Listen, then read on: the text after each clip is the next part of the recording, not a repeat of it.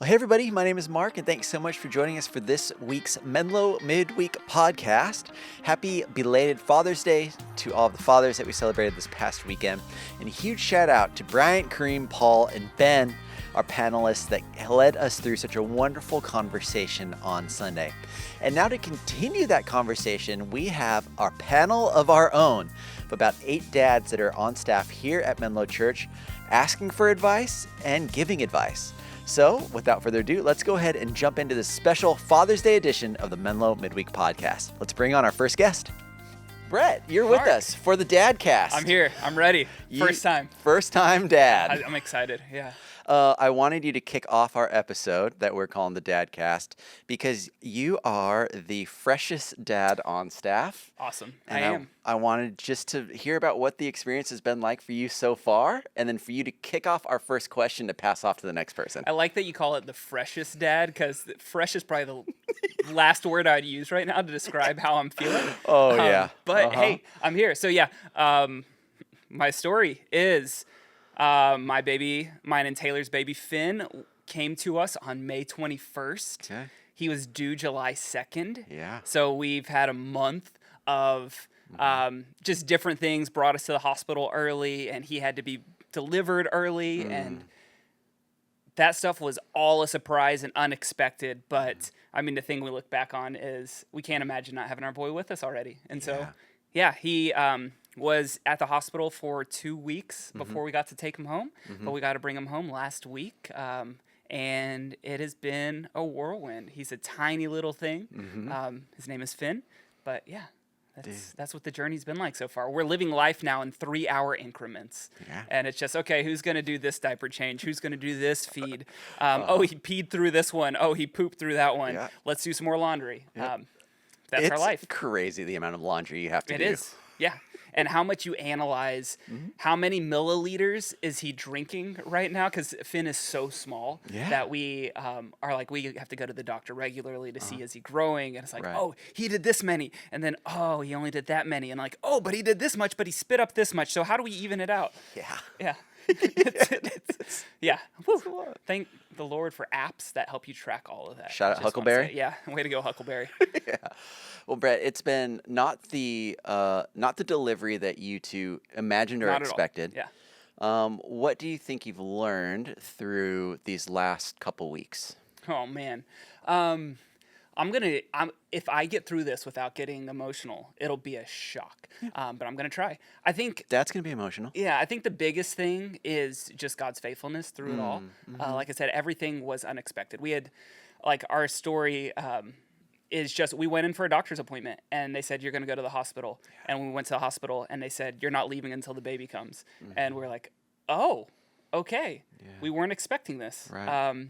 Because like I said, his due date was July 2nd, but it was like every little thing looking back on it, we're like, God has been watching out for us, and regardless of what happens, we know that God's got us. And so that's been kind of it. And the weeks that we were living in the hospital was just a chance for us to both connect as like husband and wife and grow together, but also to trust God together and to say, hey, we can't control any of this, but God, you can. And there are so many people around us who are praying for us, supporting us, the incredible medical team where we were just, looking out for us, that we really just felt kind of God's goodness through it all. God just saying, hey, you don't know what you're getting yourself into, and that's okay because I'm here with you. Dude. It's one of those lessons, too, that you can imagine what it's going to be like, especially as a first-time parent, like, okay, I might, I can wrap my head around what changing a diaper feels like or what heating up a bottle feels like, but until you actually do it, nothing can prepare you for that. I had a friend who gave me the book, I'm forgetting the title of it, but it breaks down each month of the pregnancy, what you can expect, and it's written for dads. And I'm just thinking, man, I missed out on 2 chapters, so I don't really know what was going to happen. But hey, it's good. It's still sitting on my shelf. You're skipping ahead of your books. I know. It's going really well. I was reading month by month, and well, I guess I'm not finishing that story. One of my favorite photos that we took in the hospital was we had a class scheduled for childbirth class. And so we got a picture of Taylor got the reminder on her phone of, you have the class starting in 10 minutes while I'm holding Finn. So we got a picture of holding both. Like, so funny. Maybe we should hop in and teach that class. Yeah. That's incredible. Well, I'd love to dive in more to your story, Okay. but I feel like that's going to be an episode in That will itself. be. I'll reserve that for. It'll be a journey. It Yeah. will be. Um, if I know that you probably do not feel qualified at all to give dAdvice. Not at all. Yeah. If you could, or Yeah. if you want to take a shot in the dark of a piece of advice that you could give, maybe to someone that, I don't know, is expecting now, or is in the throes of, that newborn hole or newborn cave, what would your piece of dAdvice be? It's a good question. I would, in some ways, I'd say rely on your community or your friends. Like Taylor and I are both relatively private people, her more so than me. And we kind of got to a place where we're like, normally we wouldn't share things that are going on. It was like, there's nothing that we can do to control this. And all we want is for our baby to be healthy and just inviting community to pray for us and sharing it so that people can be praying. And I felt like we have felt all of that support. And so for any dad who is wondering, like, I don't know what to do in fatherhood, I'd say invite people into it to support you and be okay with getting help, be okay with feeling what you're feeling at any moment. You're not alone in that. I think that's, as we started to share, the things that we would hear over and over again is people saying, my story was similar to that. My story was similar to that. And it brought so much comfort to us to know that, hey, we're not alone. And I remember there was a night in the hospital where we hopped on the elevator, and there was a dad hopping on an elevator with his newborn, whose newborn was born at the same time that Finn was going to be born. And for us in that moment, it's just like, there's a picture of hope.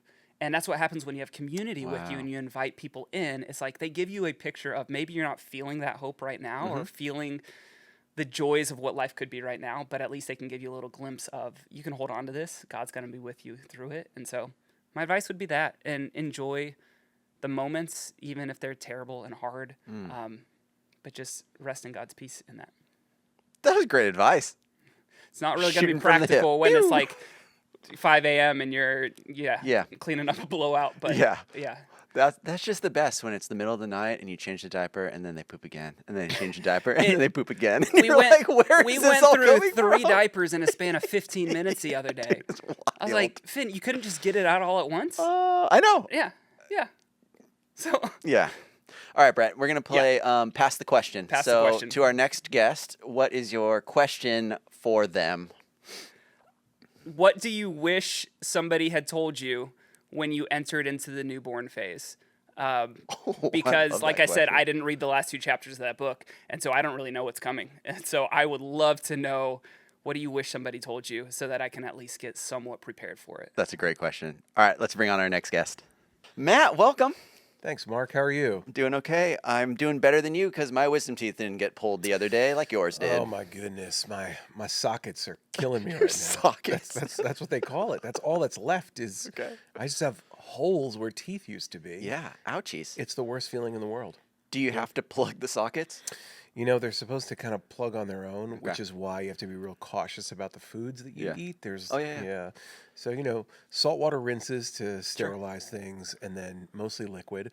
But probably the most painful thing was, so one of the teeth, I've had my wisdom teeth until now, 41 years. Yeah.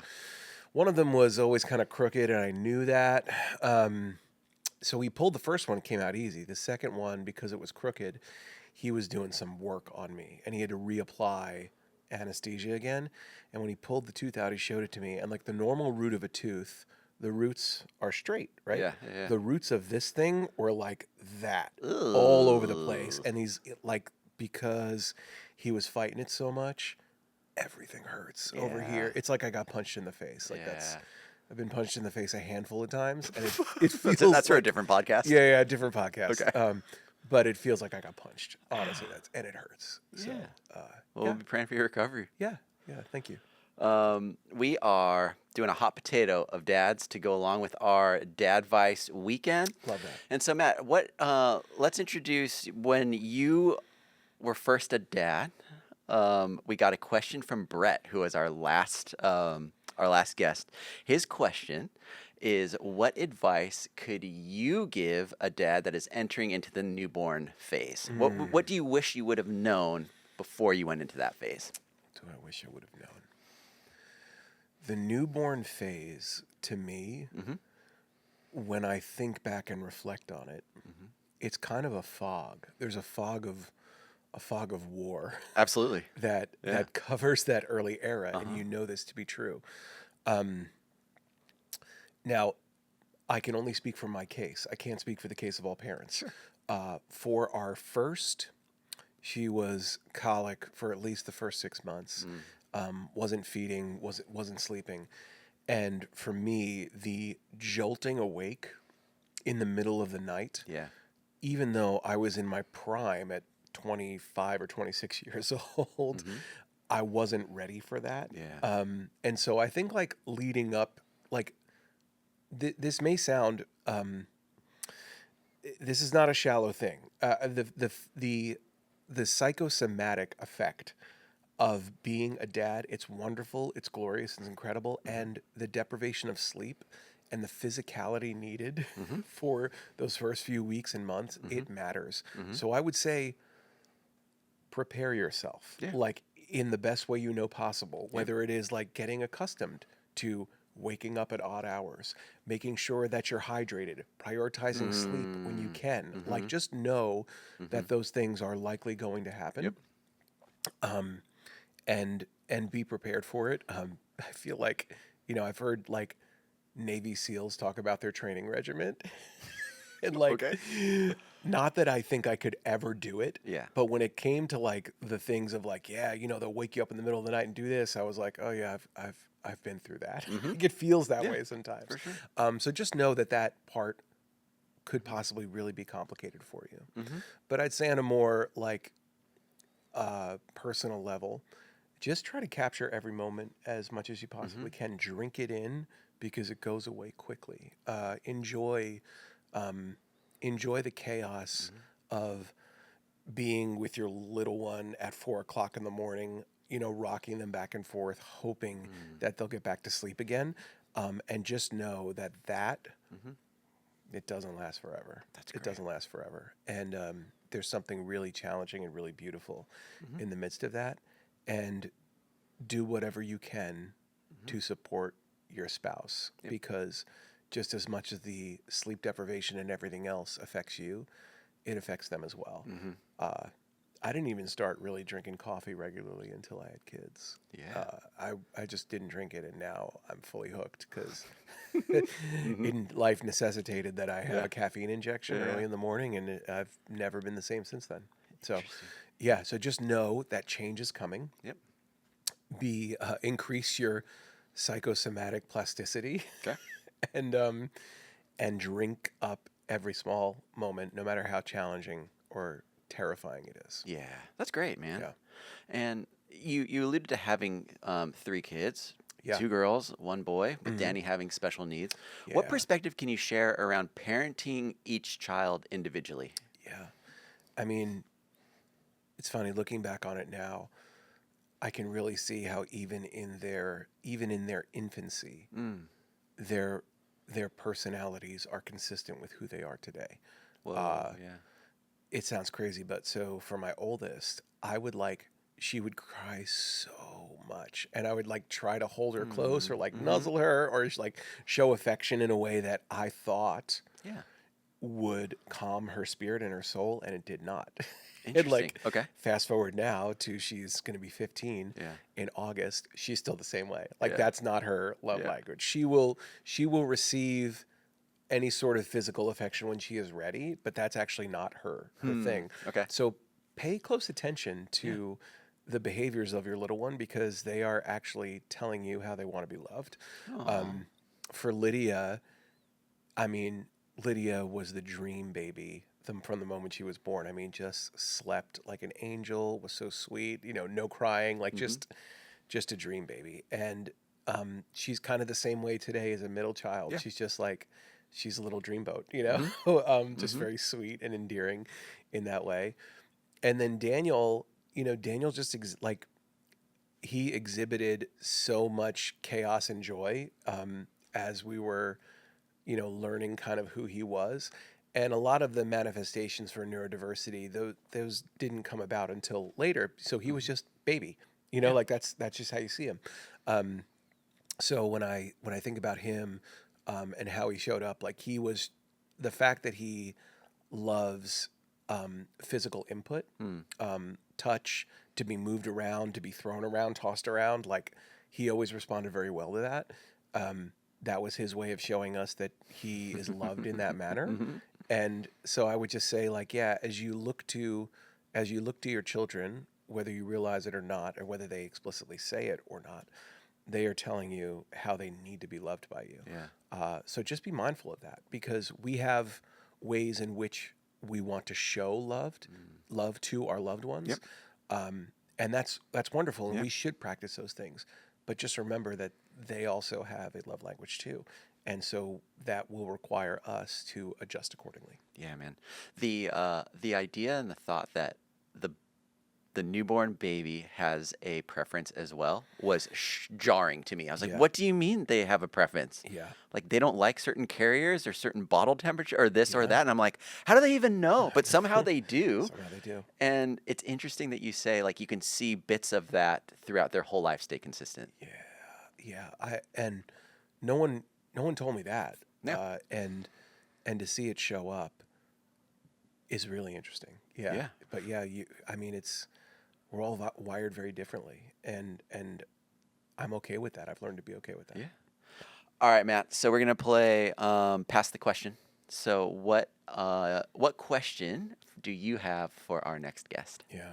This is a question that it took me a little while to think of, but I think Okay. I'd just say, as a dad, how do you balance the expectation you have for your little one with the reality of who they are? What a question. All right. Thanks, Matt. Thank you. Hey, Scott. Thanks so much for joining us. Yeah, The hi, Mark. Reverend Dr. Scott Palmbush is back on the podcast. Here we are. Awesome. We've got a question from you from Matt Summers. But before then, Okay. I've got a question for you. Oh, bonus. Baby Micah, he is 4 months and a couple weeks old now. You cute. have kids that are already graduated from college, living abroad, all of that kind of a thing. Yeah. What is that like, being the parent of kids that are in high school and college and now done with college? Right. Yeah. Well, it's hard to imagine when you have a 4-month-old. I can't what imagine that's him even like. talking yet. Yeah. And it's really quite wonderful, honestly. You know, when you get to relate to your kids as adults, and you relate to them differently at every age, but especially our oldest, who is now entering into career, and what am I going to do with my Right. life. And so one of the fun and / hard parts is it sort of transports you back to when you were in Oh, those interesting. places. So you Yeah, kind of it can stir some feelings in your heart too. Yeah. And how did I navigate that? What do I remember? What do I regret? What do I feel like was great? Okay. It was funny because my daughter Kira just turned 24. Asked me, "Hey, Dad, what were you doing when you were 23? What were you doing in your life?" And I said, "Well, I was actually 100 feet from where I currently am because I started as an intern here, and my office was right here in the basement of the D building, and now I work upstairs." So it was a little weird. She's like, Dad, you haven't done much then. Yeah, she's like, "You've gone 100 feet from where you start," but a lot in between there. But it was. I think it's a real joy, and thankfully she loves to stay connected, and we get to share a lot with her. She's the best, dude.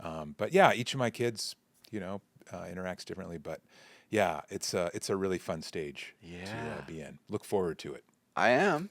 There's a lot in between then, but it's Lot. just like, man, one step at a time, I guess. One step at a time. Yeah. Yeah.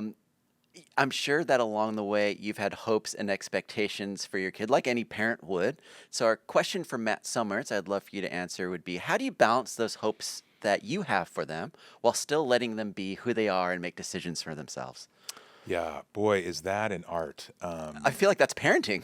It is, and it's so easy to kind of get on the wrong side of that one. I'm sure you probably don't even realize that you have expectations for Micah that you don't even know about. Oh, 100%. And sometimes you don't realize them until your kid doesn't do that thing that Yeah. you just assumed they would do. I would assume you would only poop once in every 5 minutes. Yes. Right? Yeah, it seems reasonable. How is that still in there when you got done with the last one? I mean, these are simple things, right? Yeah. So, Am I wrong? yeah. So, I think one of the wonderful gifts of parenting is it helps us grow in our, love capacity, our ability to surrender, our ability to let go. And I think that's why, as you get older, your need to control things you have to let go of some of that because you have a lot of control over Micah now, but as he grows up, he's going to have this thing called a will, and it's going to do what it does. We get to shape our kids, but ultimately, they are who they are, right? Yeah. And so, that one, I find Rachel and I think would say some things we've had to die to. We thought our, Kira, for example, was way into drama and being on stage and singing, and we thought, oh, that's going to be her thing. She's going to do that. And then, somewhere in junior high, she's like, nope, I'm going to be an athlete. And so she went all in on volleyball. And we're like, okay, that's going to be great. And so, we love sports, so we're like, yeah, that's great. We're happy with that. Are you sure you're going to do that? Yeah, have to, okay, Let's think about this. So, you can communicate even in your enthusiasm. Right. And that can create a burden for a kid if they suddenly Absolutely. say, hey, I don't think I like sports anymore, or I don't want to do that anymore. And then, we've had kids who have said, yeah, that's not my thing. Yeah. And, a little bit of you has to go, okay, I have to mourn the loss of my expectation. And I think that's the thing we kind of have to let ourselves do, is own the fact that, hey, I this isn't how I thought it was going to go. Yeah. This isn't who I thought you were going to be, but I love you, and I want to celebrate and champion who you are. I can share hopes for you, maybe in character-wise and some of those things, but in terms of what you do and the things you're interested in, some of that means I have to examine my own heart and let some things go. Surrender is a very helpful parental skill. Wow. That was rich, Scott. Thank you. You're welcome. I feel like I got a lot of that. Have you ever felt like, the preacher is just preaching to you? Because that's what I felt like just now. No, I mean, I have to preach that to myself daily. Yeah. So, surrender. Awesome. Well, thank you. And so I would love to know for you, for our next guest, what piece of dad advice would you like to know? What question would you like to ask them? Yeah, one thing, especially at this stage of parenting, I mean, it's so easy to stay connected with kids when they're living in your house and when they're, when you are really active in their daily life and what they're doing. But, the older they get, the more they kind of have their own thing. And so one thing that I am trying to figure out is how to connect with my kids in a way that is fun for them, but also fun for me. Yeah. And that's a little bit of a game right now. So I'd love any tips on how to stay connected to your kids at different ages in ways that are just meaningful and rich for that relationship. That's a great question, Scott. Thank you. All right, let's bring on our next guest. All right, Ben White, you're on the podcast. Here I am. Typically, you are helping out behind the scenes, but for this one, you are our next dad victim for this dad cast. Kicking and screaming. Exactly. Ben, your parenthood journey has been pretty unique as well. And so I just think, as I think about dads that are on staff, you're one that always comes to mind that was like one of the perfect people for this question that we're going to pass on to you, which is, as your kids, you have two, Nora and Teddy. Yep. Why don't you introduce them if people don't know them? Yeah. Yeah, that'd be helpful. So they go to the Saratoga campus. Nora is she just finished 5th grade. She's 11 and is going into middle school next year. Crazy. And then Teddy just finished 2nd grade. He's going to 3rd, so he is about 8.5. Yeah. Yeah. So fun. They are, I feel like, iconic members of our Saratoga campus. If you've been there, you probably know. You've probably met both of them. Probably met both Yep. of them. Yeah. Yep. And so our question is, As Nora and Teddy have obviously grown up from being little babies to now almost in middle school, what are some tips or what are some advice that you can give on connecting with your kids at different ages and stages? Yeah, that's a layered, complex question. Absolutely. I think as I'm kind of thinking over it, I'll give some examples, but Sure. the biggest kind of running theme that I can think is to hold things loosely. They change, and so we have to also in the ways that we connect with them. That's great. So as you go through, you're kind of figuring out how am I going to connect with this kid, and the natural things are to try the things that we like to do anyway. So as a baby, you might be like reading or singing to them, holding them obviously is a big thing for the first year or two in life. Yeah. But then things change. So like Right. Nora, when she was 4 and 5, she loved to roughhouse. And so Really? oh, yeah. Interesting. Oh, Okay. yeah. Huh. And so like we would after dinner time or afternoon or whatever, she'd be like, "Dad, can we roughhouse?" Or I don't know if we had a name for it or Yeah. whatever. But okay, let's do that. And so we'd get on the floor and like push the furniture out of the way and like just do Awesome. some rough and tumble kind Yeah. of stuff. And as an 11-year-old, she's not that into roughhousing with her dad. Okay. And so, that's going to change. And so, but that kind of takes some of the physical and like you're having fun. And it's like a fun thing to do.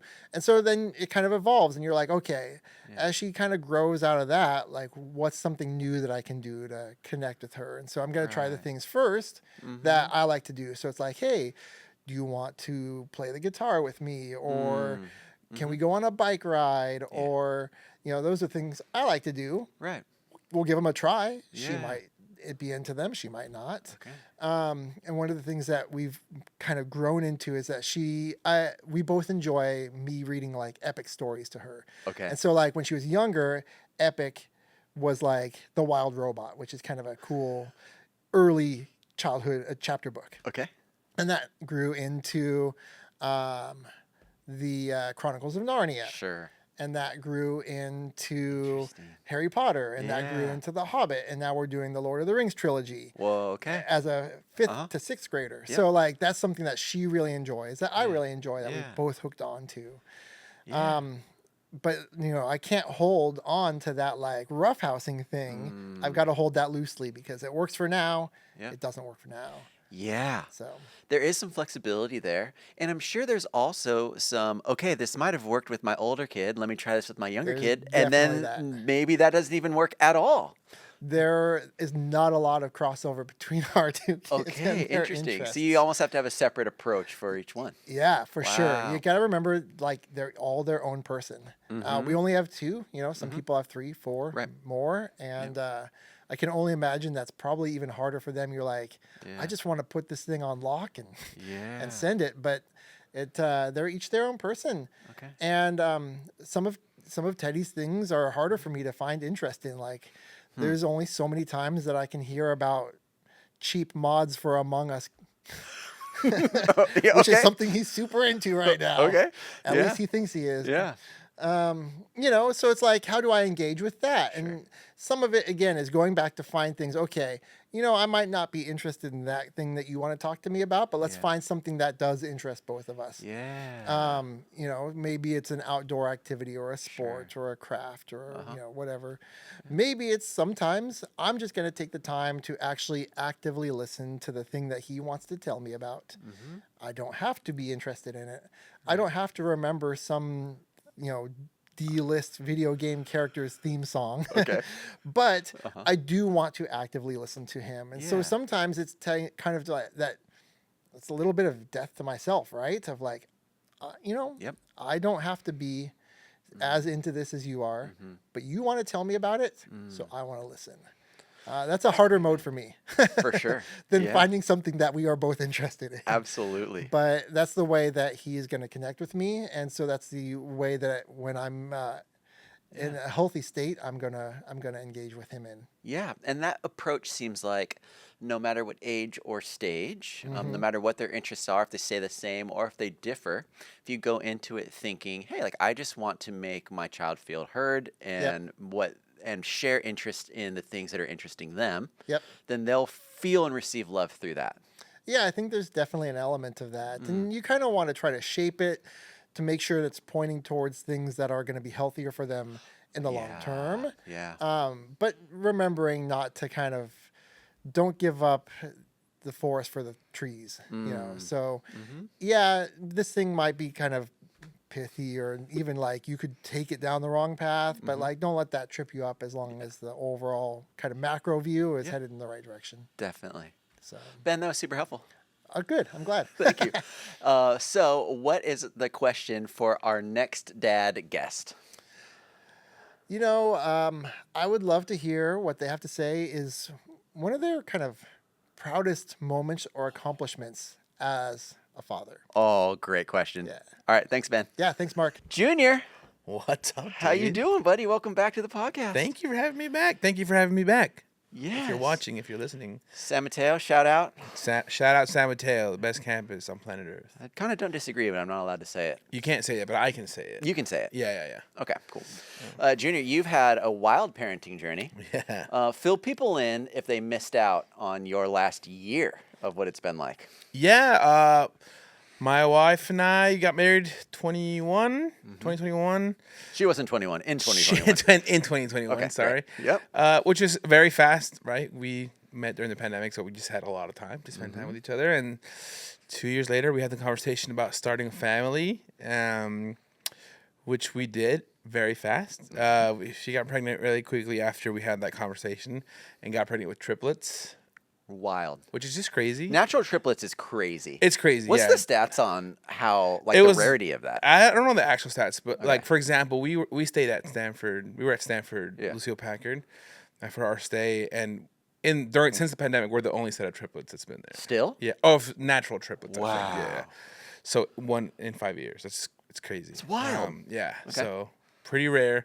Yeah, we had triplets. We had a long stay in the NICU. Well, 2 of our babies were there for about 2 months, and then our daughter Parker was there almost 6 months. So yeah, quite a different journey.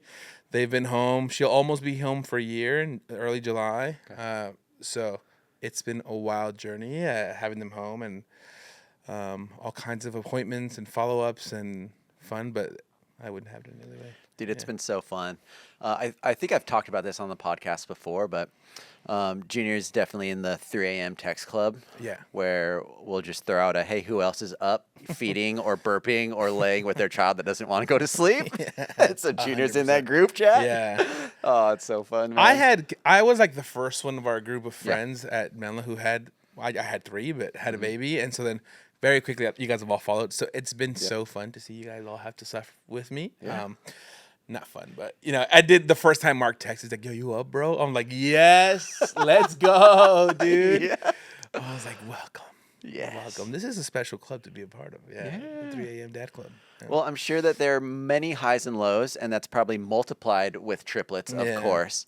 But our last question from Ben White was, what is something that you are most proud of? What's an accomplishment as a dad that you just want to brag about for just a little bit, man? Yeah, dude. That I had 3 and survived. That's basically it. That's crazy.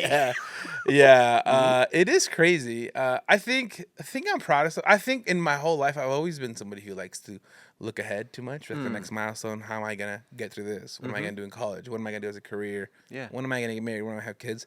And I think very early on, when the babies were in the NICU, I was thinking a lot about that. Okay, when are they gonna come off breathing support? When are they?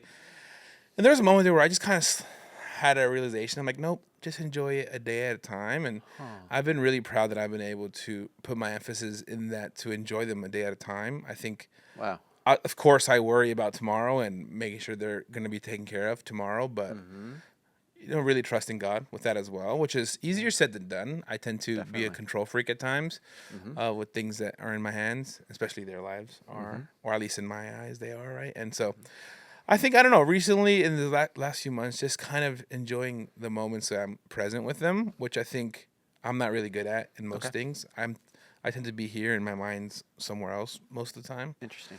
But I've made it a discipline to just be actively present and aware that I'm with my kids. And that's already a gift, especially with our story that, we were never promised that all 3 would be born. Yeah. And so I think, a constant reminder that, just being with them is already a gift, and them being with me at home, not on a breathing support. It's not something that everyone gets to say. So Yeah. I'm grateful. Yeah.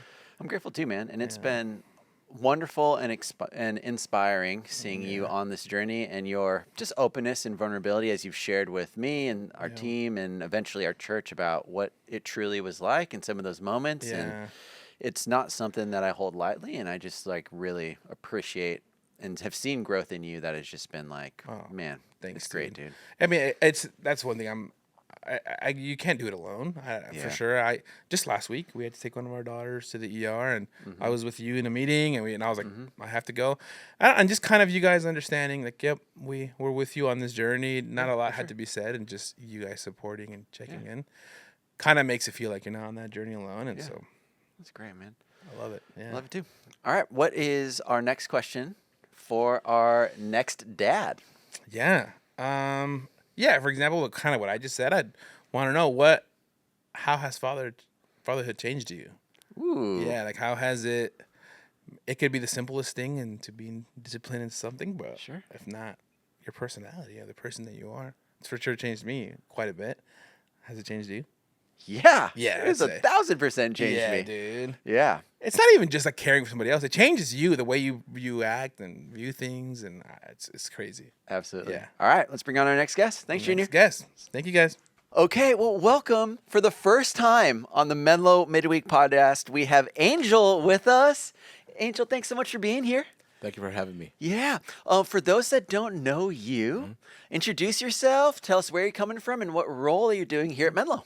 Oh, my name is Angel Ayala. I'm the student ministry director at San Mateo. All right. And I've been here for about 3 weeks now. Yeah. And Welcome, brother.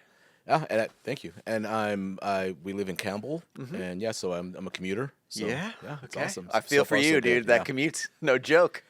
It's not too bad. Okay. I tell you, I've been hearing a lot of podcasts and a lot of books. So Nice. I've gotten smarter. So that's good. Yeah, that helps.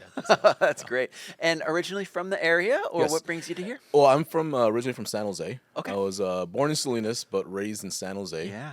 Don't have any much memory about Salinas, but Okay. raised in East San Jose, South San Jose, West San Jose, all over San Jose. All right. Yeah, so I lived all my life there, and I'm a South Bay kid. Awesome. And what brings you to students ministry? What brings me to student ministry? Yeah. Oh, that's a great question. God. Okay. God has made it very clear from the point that I was saved 25 plus years ago that's where He wants me, and that's where I live. That's what I love to do. I absolutely love students, and that's definitely the calling, and that's definitely the arrival point for me. Okay. Well, we're lucky and blessed to have you on the team, and I'd love to have you back on and hear more about your story. I think it'd be really cool. But for now, let's go ahead and continue our dAdvice that we're going through. So the last question was from Junior. Shout out Junior in San Mateo. So, Junior. How has fatherhood changed you? Such a question. That is a great question. Honestly, it brought me to salvation. Did it really? Yeah. Because Okay. I had my oldest son when I was 25. Okay. And I was not serving God. I was not a believer. And I was just doing what everybody else did. Wow. And having a child totally changed the way I looked at the world. Yeah. And seeing him and wondering what is he going to be like when he's my age or a teenager. Sure. Especially the life that I was living at the time, which wasn't very pleasing. It wasn't terrible. It wasn't crazy, but it wasn't good. It was very self-centered, self-seeking, very selfish. And it got my mind curious into faith. And and I remember I prayed, God, I have no idea. I was never raised in the church. I was a traditional Catholic, if anything. Okay. I go, God, help me out here. I don't know what's going to happen, but I do know if I continue what I'm doing now, it's not going to be good for my son. Wow. And that's when God sent in this. I was a security trainer at the time. Okay. I did training for security, and they sent this guy in named JoJo, and he came in with this big old Bible. And I asked him, what was that? I knew what it was. I was just kind of being a little sarcastic. Sure. He said, it's my grandma's Bible. It's everything to me.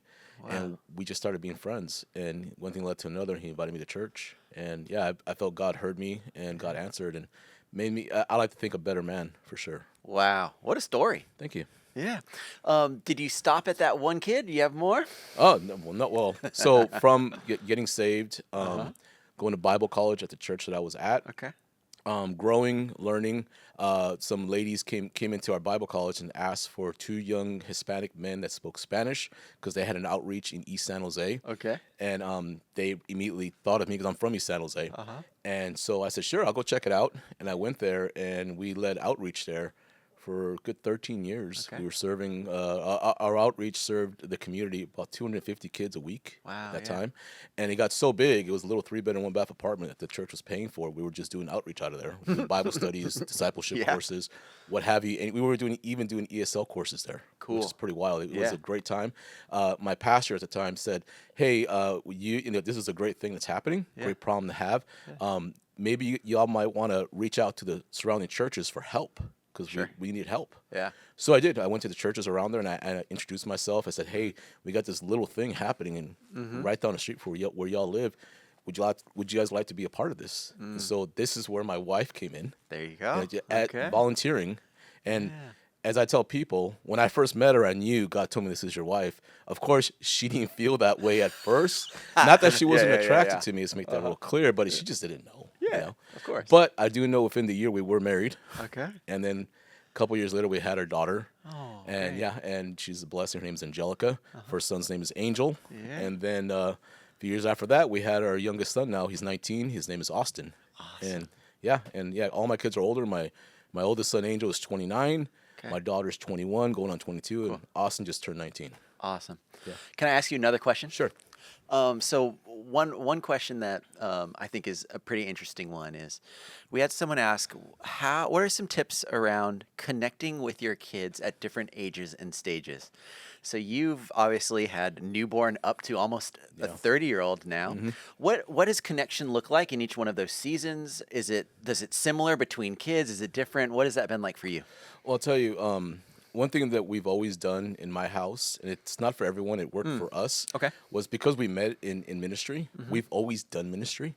We do ministry as a family. Okay. And in the different seasons of my kids' lives, when they were in children's ministry, we volunteered there. When they went to middle school, we volunteered there. Mind you, we weren't like helicopter parents. We weren't doing that. We made sure that they had their own life group or they had their own leader. We were just there because we just wanted to be a part of that formation part. Interesting. And so before I was even before I even took a job on in the church, me and my wife, we were super volunteers, and we did everything that was youth for children's. And as my family grew, they too now are just doing ministry. To them, it's not work. To them, it's just normal, which is wild and crazy. Okay. But it works for us. Yeah, I love that. I love the idea of not only helping with the connection in relationally, but also helping build a foundation of faith. And obviously, if you're near and close to kind of the ideas and concepts that are being taught in that ministry, then you can help answer questions or provide resources. So that's a great tip. And input, and help shape, and and also get to know their friends. All their friends know us. Even now, as they're older, they look at us as aunts and uncles, and they know they still call us and talk to us and for advice and But that's the beauty of it. It's the beauty of God. It's for everybody. Yeah, for sure. Well, Angel, thank you. Thank you. What is our next question for our next guest? My next question is, and this is just strictly based on my family. Okay. When do they leave? Not that I want them to leave. They can stay as long as they want. And when do they learn to drive? Because my kids do not want to drive. My oldest does because he went to the military and now he's back. Yeah. But the 2 younger ones do not drive. I'm not trying to put their business out there, but they don't want to drive. When would that change? If there's an answer, I'd like to know. Okay. Sounds good. Yeah. That's a great question. Thanks, Angel. Appreciate it. Let's bring on our next guest. Welcome, Mr. Monty. I don't know if we've had a spotlight on you before in the Menlo Midweek. So this might be your first time with us. I think it could be. I'm so excited. For those that are not familiar with you, what do you do here at Menlo? And how long have you been at Menlo? I think that's a fun question too. Well, I started coming to Menlo in the late 80s. Okay. So I've been coming for a long time. I've been on staff coming up on 15 years. Yes. I'm a director for care, which includes prayer teams and Stephen Ministry and friendship visitation. So a bunch of support groups and also have marriage ministries. And I do for Menlo Park, kind of the local serving opportunities. So I keep busy. You do keep busy, and you lead a team to Africa. I lead a team to, I can't get this hat off my head. I lead a team to Africa get this and out. have a nonprofit where Yeah. we have schools for orphans. We got about 1,000 kids in our care. That's so amazing. Can you brag about the one kid that is now going from Africa to university? Grew up in a mud hut with no water, electricity, has a full ride at Villanova. It is so exciting. I can't believe it. Oh, that's incredible. And you get to go back and visit Africa in a few weeks. Is that right? That's right. I'm going end of this week, actually. We're going to Okay. make a 2-week trip out of it with Team of 9. Awesome. We'll be praying for you for sure. Thanks for everything that you're doing here to care for not only those that are in our congregation, but those that are in Africa as well. It's amazing. So I want to ask you the question, Mr. Monty. What was it like, and how did you navigate the transition of kids growing up and then either leaving the house? What about driving and stuff? Were you like, yes, I want you to get your license, make a decision for yourself? Did you force it on them? Were you like, when you're 18, you're out of the house? What was that like for you? And what do you think would be valuable for those that are asking that same question? Well, that's an interesting question. And child rearing is like absolutely constant transition. Yeah. Even as they grow up, you start and you've got full responsibility. You're afraid of everything that could happen to this kid, about Yeah. anything they're going to encounter. You got, all the care of them, and then they get a little older, and you got to give them a little bit of room to explore. And the older they get, the more you want them to take on personal responsibility. Sure. Yeah, driving, that's a little scary and expensive. I'm sure, yeah. And for some really look forward to it. And I had 3 sons, Okay. and I don't think it really worked out this way for us, but some look forward to the oldest getting a driver's license. You can take your brothers and sisters around. Yeah. Didn't quite work out that way for me, but Okay. once they're driving, especially, and once they're in high school, Yeah. I remember it with my first being a senior, pretty much had to make appointments to even see them because they're doing their thing and they're just bopping in and out, Yeah. coming and having, constant meals. But Yeah. the biggest transition for me personally was learning not to expect them to act like adults as they were real little, but for me to learn how to just have fun with them. Wow. Okay. It was a huge transition for me. Yeah. Suspend my agenda, just get down and play, just enjoy being with them, just find ways for them to have fun. Like if they want to throw food, like I guess we'll eat outside. You can throw all the food you want. That's a great tip. Yeah. And then what happened when they went off to college was I lost all my playmates, and it's like, okay, what do I do now? It was a big transition, and for some, it's really kind of traumatic to be empty nesting. Yeah. Definitely. And they're in a kind of black hole. They go off to college, and boys are a little less communicative than girls, I hear. And so you may or may not know really what's going on. Yeah. One of the things I did, and I did this when I was officiating a wedding, was to tell the parents, hey, you have to let loose of them now. They're adults. And this was true for me right at college time. You hope they will come back to you with questions or look for counseling. Yeah. But one of the times I remember about that era was going to visit my middle son when he was in LA at school, and we took him to lunch. We did some grocery shopping. We went on a hike, and he always remembers. He's like, "That was so cool, Dad, because you didn't have to be my dad. You could just be my friend." Wow. And it's a hard role adjustment, but it's really important. Yeah. Wow. What helped you as you were trying to figure out, because I'm sure a bit of the toughness of that transition is you have a sort of purpose as a dad. That purpose serves as keeping my child safe and alive. And then that purpose is helping resource and teach them. And then eventually that purpose is, I guess, trying not to hover when they're old enough. What helped you when that felt hard? Well, there's a few things. One was some counseling. Okay. I talked to the counselor about, just seems like I'm busy pushing my agenda on them. And he said, well, why don't you try suspending it for a while? And that kind of helped me begin to think about that. Okay. Another was I was doing projects early on weekends, and one of the projects I was doing, I had to kind of keep them away from me so they wouldn't get hurt. And I thought, I don't want to spend my weekends telling my kids to stay away from me. And so that was a big shift. Okay, no more big projects on the weekend. And in the end, I just had so much fun with them. Just wanted to be with them. But the other thing I think that really hit me with it was how much I learned about my relationship with God through my relationship with my kids, how much I learned about unconditional love, how much I learned about patience. That was the toughest lesson. That was a real tough lesson. Yeah. How much I learned about, how God treats us in terms of us learning discipline, self-discipline. It takes a lot of patience, but it also takes the ability to take a step back and, let the child explore a bit. Wow. That was rich. Thank you, Mr. Monty. Okay. So, Mr. Monty, what is our next question for our next guest? Well, I mean, all along the road, there's a lot of learning and takes a lot of energy being raising children, but then teenage hits. So what do you do with the teenager? And maybe it's especially boys, but the teenager, it doesn't really communicate. Stuff's going on. Sure. They're having a hard time. Yeah. What do you do to get through to them? And, how much do you push that? How much do you step back and give, space? Awesome. That's a real dance. It's a great question. Thank you, Mr. Monty. And now let's welcome our next guest. Well, welcome, Tim Wong. Hey, good to be here. Good to have you. I'm super excited because, I always forget, honestly, that you are a dad.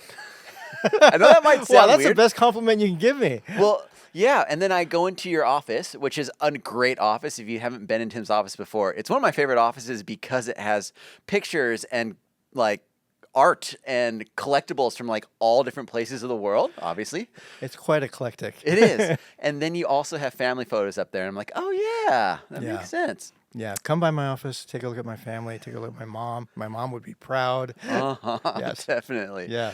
I'm also excited, too, for all the mission stuff that you have going on and Yeah. some upcoming podcasts, too, hopefully, that we Hopefully. can, because those are awesome to do. So thank you for all your hard work with that. Oh, you're welcome. My pleasure, truly. Awesome. Yeah. Well, Tim, I'd love for you to answer our question from our last guest, which is, man, how do you handle those teenage years, those infamous teenage years, Tim? I'll tell you, when Lynn and I first got married, we were so nervous.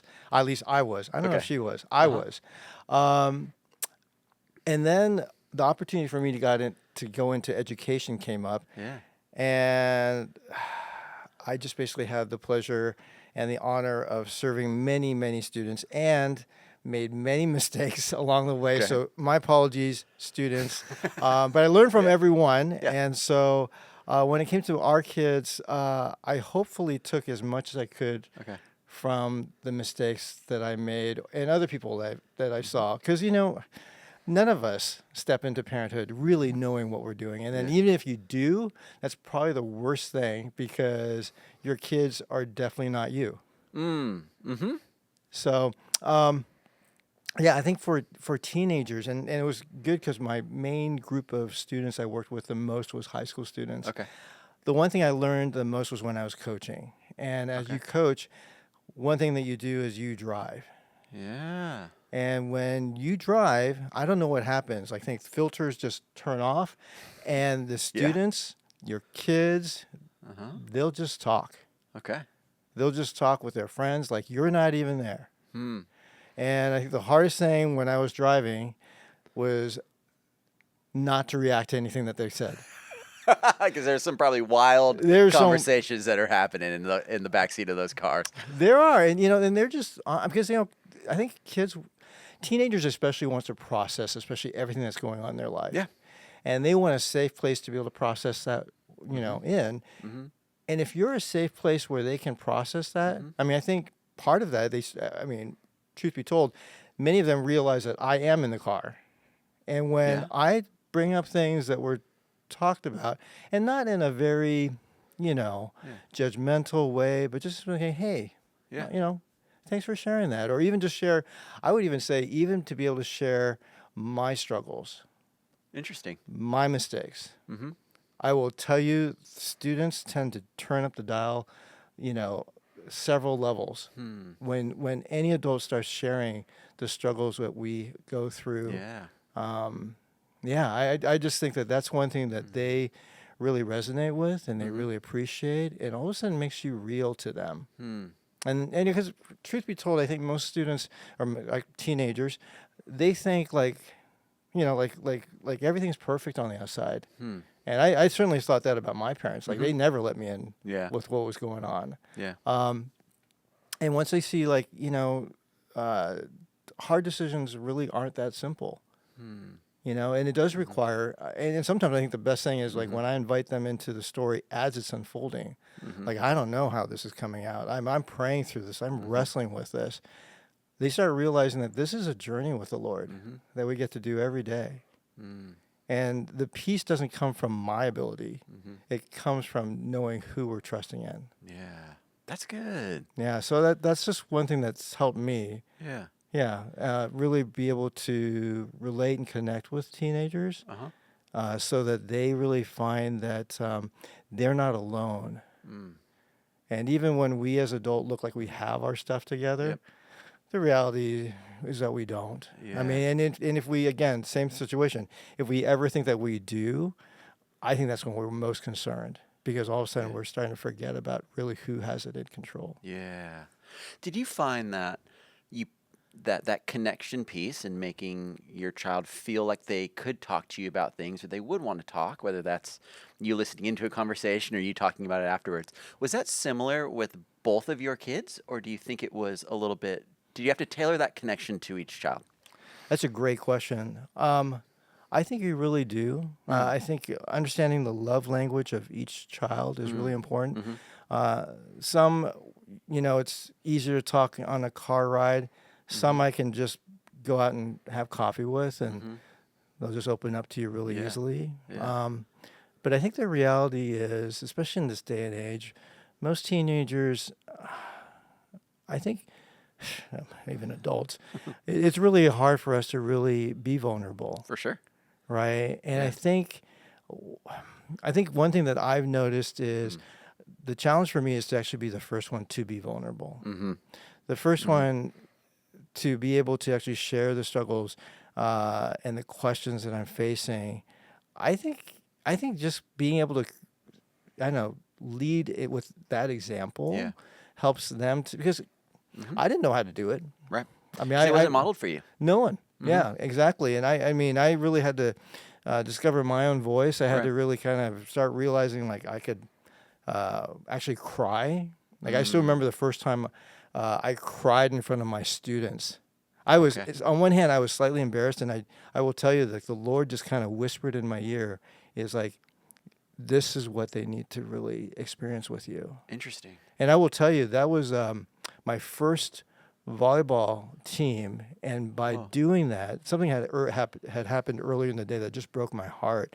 And I don't know why, I just poured out with emotion when we had a team meeting, and we had discord on the team, and we just literally all sat down in a circle, and I cried, and somehow that galvanized our team. Just God somehow just started speaking, like all the little petty things that were happening, and it's a girls volleyball team. Nothing ever happens that are really drama related on a girls volleyball team.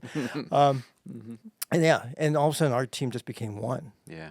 And so, I think just being really willing to be vulnerable with our kids is really helpful. And here's just another thing. If for some reason you're struggling with that, one thing I also found as a kind of like an iteration was trying to not make them the person that's spotlighted. Interesting. Like sometimes when I talk with my kids, I'll talk about like either a movie or someone we care about, we know, and just go like, hey, what's your observation about this? Because I remember I think it's in Romans 1, it's like how you perceive or judge other people, that's how you're going to be judged. And it's just really interesting how it's so much easier for us to be consultants and coaches for other people, but we start actually applying the same biblical truth that we actually pose upon ourselves. Interesting. And it's amazing to hear from teenagers the wisdom that kind of comes out when we kind of like Nathan did with King David. Okay. It's like, hey, let me tell you a story, you know, and then all of a sudden King David's like, oh my gosh, that's terrible. You know, it's like, that's you, you know, I mean, we just start realizing like, oh, okay, like those same principles, that same consultation that we're giving actually can apply to my life. Yeah. And it's just a really neat thing to know that it is always hard to be on the operating table. Yeah. You know, doctors are terrible patients is what I found. You know, lawyers should never defend themselves, you know, so it's just really easier for us to just be able to kind of let them see their own life, you know, and just take a step back from that. And I think that's why prayer, if you can ever pray with your teenager, it's powerful. Yeah. Really powerful, because especially if you really, in your own conversation with God, open up about who you are. It's amazing how God does just speaking to them. I've been prayed over by teenagers. Yeah. Some of the most powerful prayers. Wow. Yeah. Amazing. Yeah. All right, I got another question before I'm Sure. gonna have you ask your question to our next guest. So right now, Micah is 4 months old. I can't even imagine what it will be like to start talking with him. And at some point, our relationship will go from me as primary caretaker and like Missy and I are trying to keep him alive and then raise him well, to him seeing me as a dad. And then almost those teenage years of like, we're trying to figure out as he's going to come into adulthood and us both being adults, what that will be like. So what was that transition like for you, having young children and then growing up to teenage and now almost in their 30s? Yeah, it's crazy. Yeah. It does happen so fast. And as someone said, the days are long, but the years go by so quickly. I think for me, I think all of us has like a sweet spot with our kids. Okay. Yeah. I think I wrestled a little bit when they were younger. For me, my personality, I don't know what it is, but and that's probably why I didn't quite get into education for primary school ages. I couldn't wait for them to get older for me. Okay. You know, I looked forward to having deeper conversations with them. I looked forward to helping them discover their own gifts and calling. So I think part of it was I always just, I don't know, I always kind of saw them a little bit like 5 years older than they were for me. And that maybe helped with the transition. Like I just couldn't wait. I couldn't wait for them to do certain things. But I think where that kind of comes out a lot is just for me to see them interact with their friends too. Okay. Because I think that's a lot of the maturity that comes around. Because as we all know, peer pressure is a big thing. You feel it everywhere you go. But when they start actually having their own voice, I think it really helps me to see how they're developing. And I'm always looking at like, gosh, how can I come alongside and support them in discovering who they are? Wow. Yeah. That's great, Tim. Yeah, and I think I would say that's one thing I really do miss about seeing young people develop is I've seen them, when you give them opportunities to actually take leadership roles, to actually take responsibility, it's amazing how they step into that. Yeah. You know, I think Vicky, you know, one of our colleagues was just kind of sharing her granddaughter just stepped into this volunteer role, and it was just like she just was knocking it out of the ballpark. Oh, yeah. You know, and so I think the more that we give them those type of opportunities, the more that they just start seeing not only their giftings, but also like this passion that just comes out. Yeah. You know, which is why I love like, you know, certain outreaches or community services that we have where we're reaching out to different people in need. And somehow the young people always can see like the dignity and worth and value of other people. That sometimes I think maybe as adults, we see the exterior too much, whereas they really do see the heart. Wow. And that's one thing I've learned a lot. Again, just being around younger people, they just sometimes they just can really see through things that I've been, impacted by our society, and I have to kind of go like, oh yeah, I need to kind of repent of that. I need to kind of just continuously see things through God's eyes, and often through the eyes of a child. Thanks, man. That was great. Yeah. All right, Tim, what's our question for our next guest? I thought about this, and it as we were talking about teenagers, I thought, well, here's the thing that I try to keep in mind with my kids going through their teenage years is how do you, and especially in a world filled with distractions, with screens and different voices from the media, from your friends, how as a parent are you able to be the voice that your kids can still hear the clearest and trust the most? It's a great question. Thanks, Tim. Yeah. All right, let's bring on our next guest. Well, that was a super insightful question from Tim, and now I'd love to throw it to you, the listener, to help answer that last question. You can send in your responses to 650-600-0402 or shoot me a quick email at mmorinishi@menlo.church. We'd love to hear from you and give you a chance, too, to ask some of your questions as well that we can answer on next week's Menlo Midweek podcast. So again, huge shout out to all the fathers. Happy Father's Day, and we'll see you soon. Have a great week, everybody.